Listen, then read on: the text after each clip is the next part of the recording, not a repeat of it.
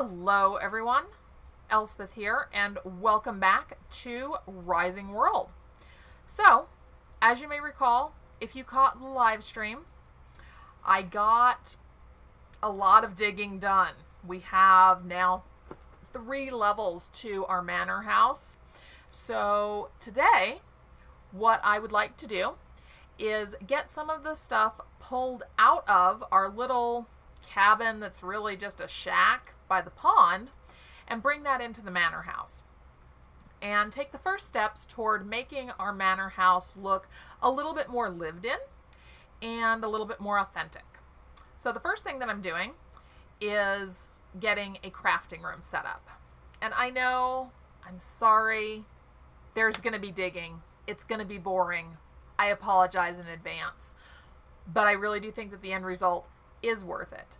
And I will also tell you in advance, I'm going to be rearranging these storage chests twice. So there's that to look forward to as well. But I really do like the end result. I hope that you guys do too. I did something a little bit different for this video just because I knew that I was going to be digging out the storage room. And I know that digging is really not a terribly fascinating thing to watch for a lot of people.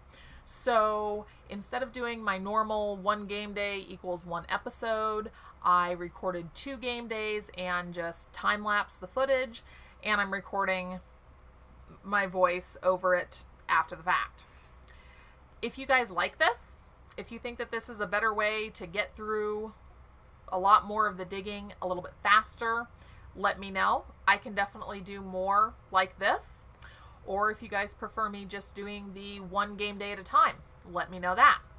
I can go back to that. So really kind of up to you. Drop a comment. Let me know what you think.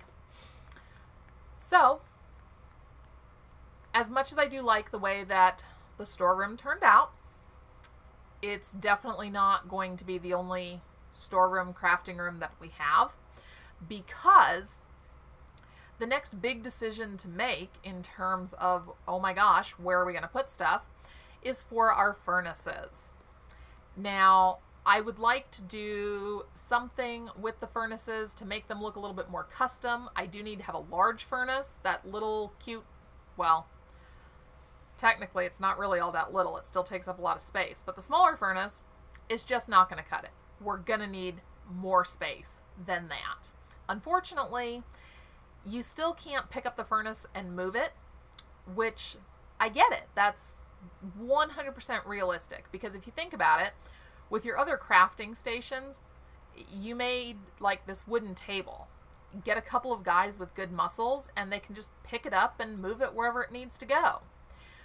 But the furnace is this giant heavy construction of stone. You're not going to find enough guys to pick that thing up and drag it up the hill into the manor house.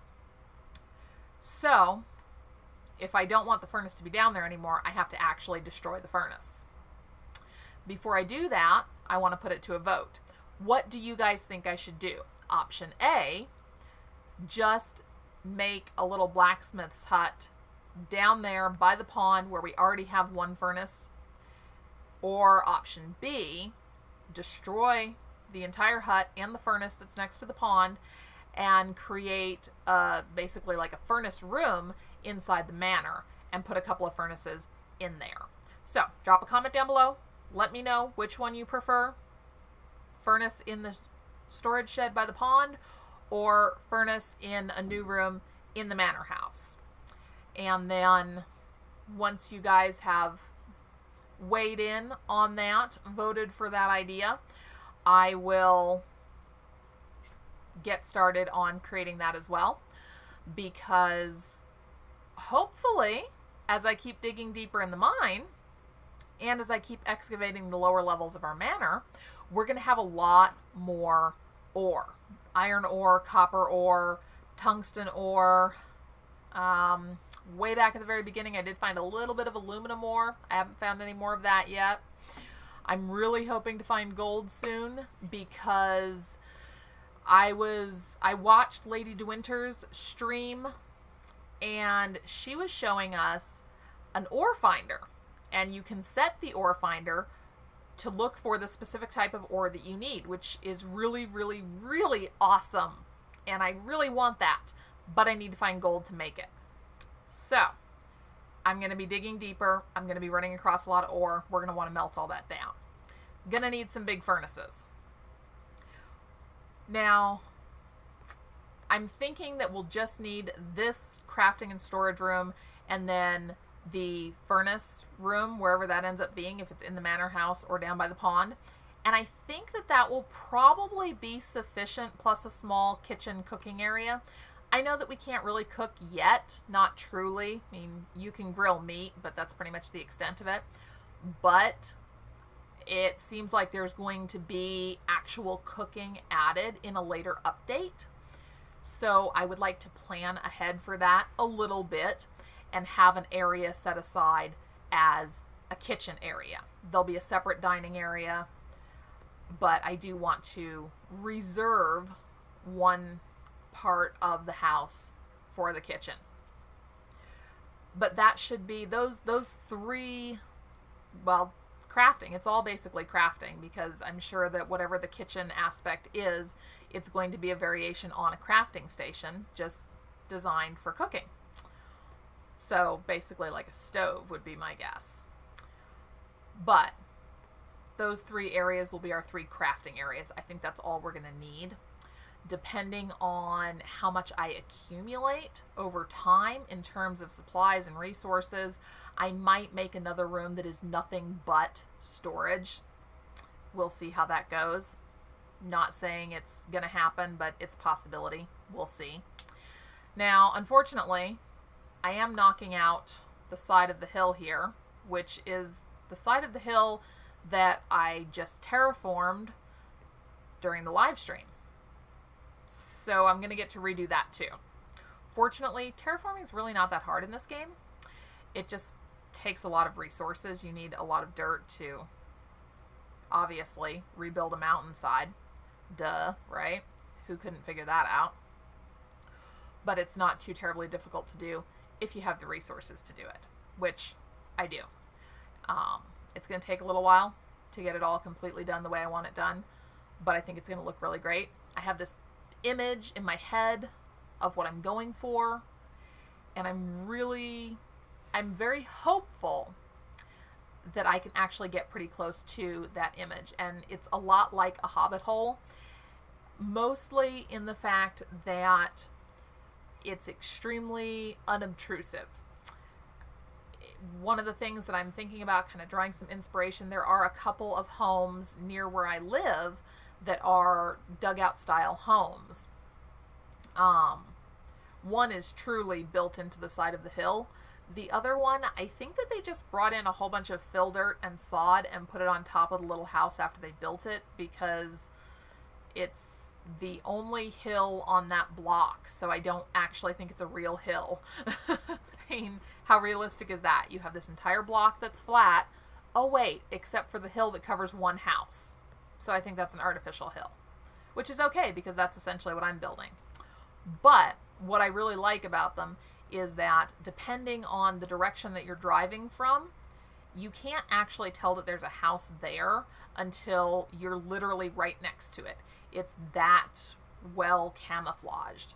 So I really want to go for that same kind of look where it's just incredibly well disguised. You can't tell that there's a house there until you're really on top of it. To the extent that I am planning on tunneling two different underground passages. I was going to say escape shafts, but that's not actually accurate. The first underground passage would go down into our mine. The second would go in the coming out of the manor house in the opposite direction. So that one would be like an escape shaft. Because what medieval style home, manor house would be complete without a secret passageway, a hidden tunnel, something like that, right? It's tradition. We have to keep up with tradition. That's very important. Not to mention the fact that secret passageways are just flat out cool. I mean, come on. you've seen Scooby-Doo, right? What episode of Scooby-Doo was ever complete without a hidden passageway? You've got to have them. End of story. They're absolutely vital. So, we're getting closer to the point where you can really tell what this crafting room is going to look like. Regardless of the missing wall. That's okay. It'll get filled in. So, I have almost all of the crafting stations. Oh, I did forget though, there are a couple of large ones that I'm not sure where I'm going to put. One is that giant paper press. That thing's pretty big. The other one is the, oh shoot, I forget the name, but it is for grinding down. It's for grinding down grain and wheat, things like that. So, those are both very sizable crafting stations. I don't know. I might have to think about another crafting room. I might be able to just make an extra large room to put the furnaces in, and then I could also put those other crafting stations in there as well. I'll see how that goes. Oh, and the tanning rack. I forgot that too. Wow. This is what I get for recording late at night, is I forget random things. So the tanning rack should definitely be outside. I think maybe somewhere near the garden terraces would probably be a good spot. Speaking of the garden terraces, that's another thing that I do want to get started on before too much longer. I just have to make sure that I have gone as far out to the side as I'm going to go, because once I put those terraces in, I can't expand anymore, or I'm going to not only have to rebuild a wall, I'm going to have to rebuild my entire garden. And I don't want to do that. So they kind of fall into the heading of coming soon, but not very, very soon. Let's put it that way. They're coming soon as I'm certain that I'm done expanding in this direction out further. Then I will start putting in those garden terraces. And I would love to do something with the water. I don't have any idea if this would work. I haven't tried it before. Oh my gosh, it's dark.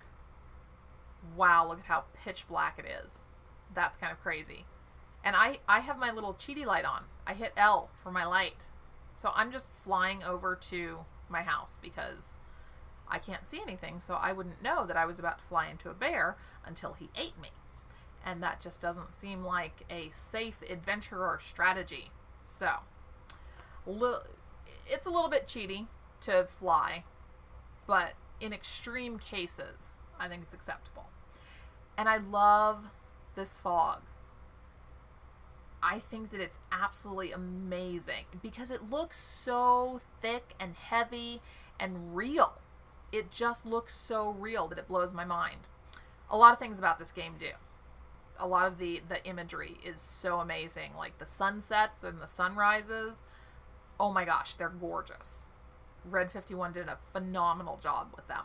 They're just absolutely excellent. But we're getting close to actually being able to look at this and really kind of see how it's all going to fit together, how it's all going to work in terms of our landscaping, our manor house. You can see over there on the other side of the pond, I'm trying to keep planting a bunch of trees to recoup all the wood that I'm losing.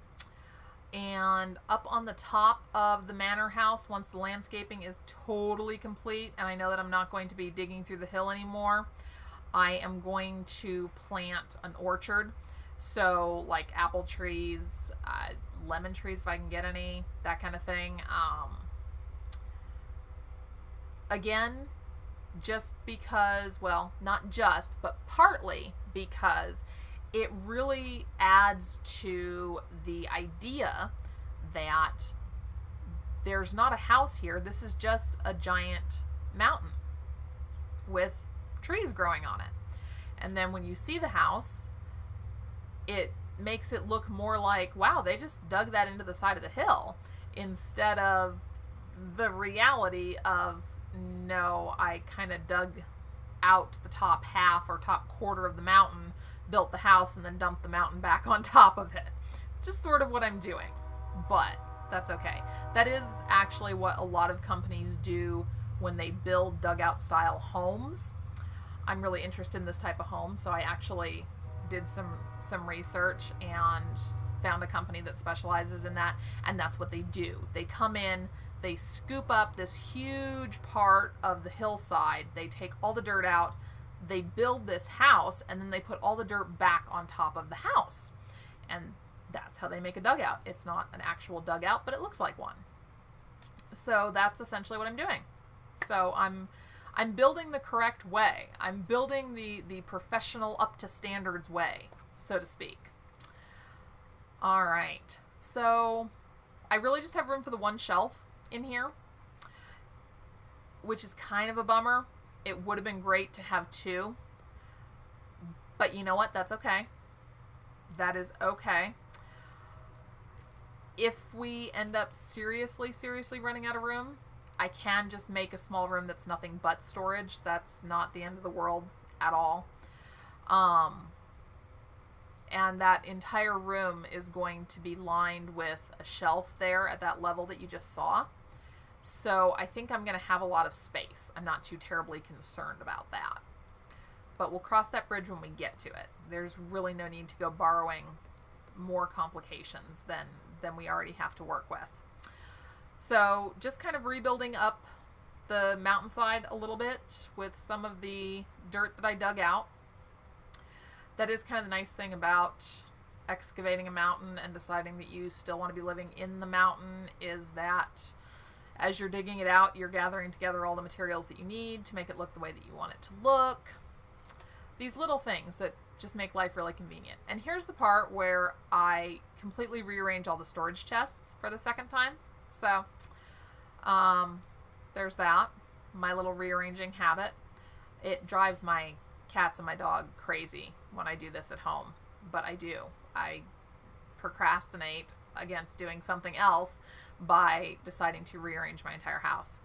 And depending on what it is that I'm procrastinating about, I might just rearrange a room, or there have actually been times where I will rearrange the entire house.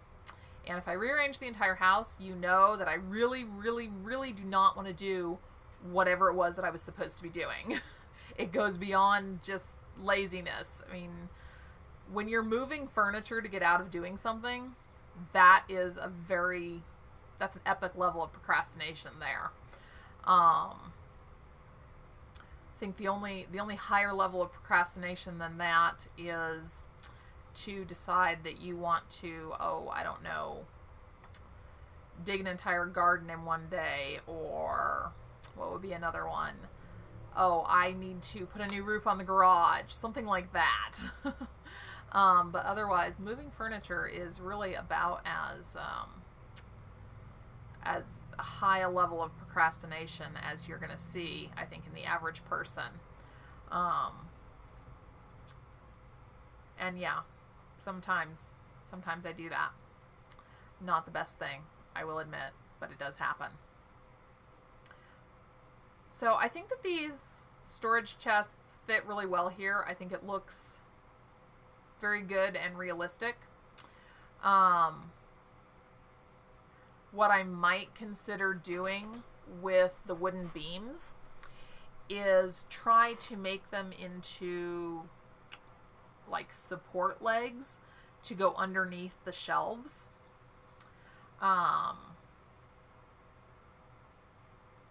Maybe. I'll think about that. I'm not sure. So yeah, that's a thought.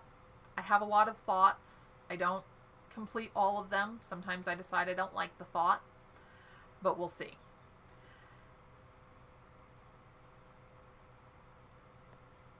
I'm really excited about how well this is going. I think it looks great. I hope that you guys all think it looks great too. I hope you're all excited about how it's going, how things are turning out. Even though I have this idea in my head of what this should all look like, part of me is still really excited to see how it actually ends up turning out, because I change my mind.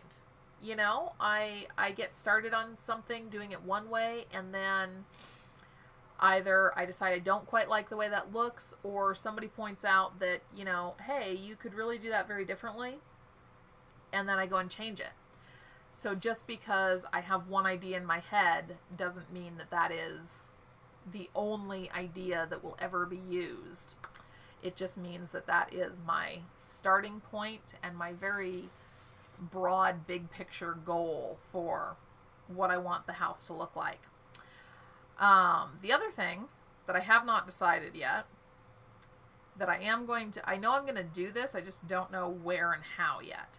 And it's a request from one of my viewers, one of my subscribers, Farmer1267, and he's wanting to see an actual animal farm. And I do intend to do that. I just don't know exactly where or how. I mean, I'm thinking obviously next to the pond seems like a logical place. You have animals, you want to make sure they have water. I don't know if the animals in Rising World actually need to have tall grass, food, and water, or if they will like despawn if they don't have that for time being. But in the interest of having it look believable, I think that it should be near the water.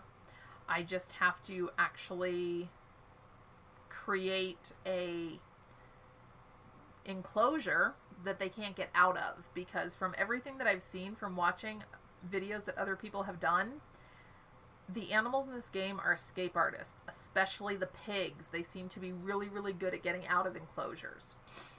So that's probably going to involve quite a bit of experimentation before that's complete. But again, that is something that I am going to do. So a little bit of future planning going on for you there.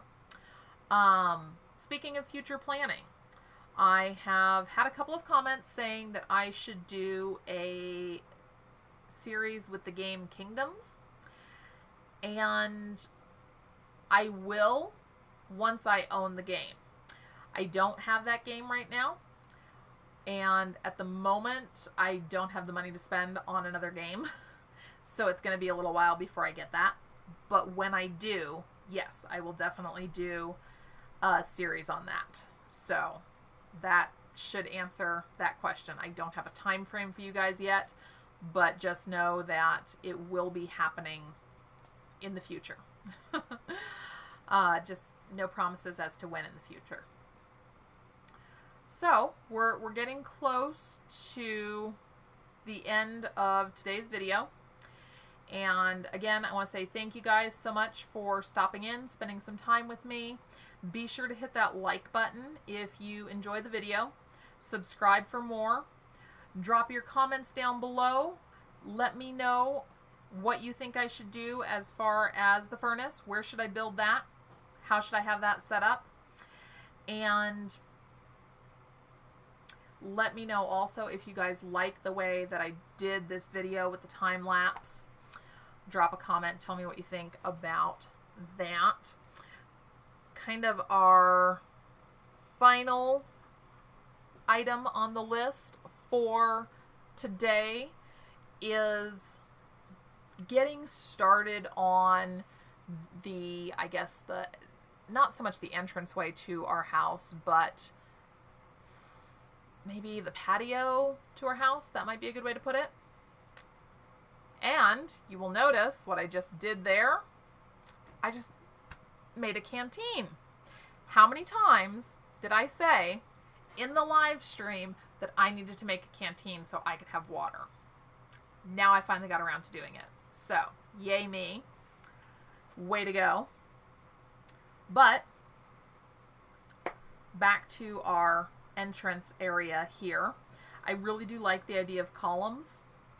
I just didn't want to do anything that looked too terribly sleek and polished, because that's not what this is. That's not where we are. That's not what we're doing. We're not doing sleek and polished. We're doing like rustic and gritty and survival type of building. So it's not supposed to, it shouldn't look glamorous. It shouldn't be pretty. Like the smooth white marble Greek columns, that's not really what we're going for. But I really do like this particular texture for these columns. I think that is pretty cool. I think it fits in with the whole overall image of just everything being very earthy, a little bit gritty, more of a survival feel to it, which I really do like. And also, in keeping with that idea of different parts of the house being built at different times, I'm sticking with that for sure. All right, you guys, we are seconds away from being done. Thank you so much for watching. I hope to see you next time. Have an absolutely wonderful rest of your day. Bye, everyone.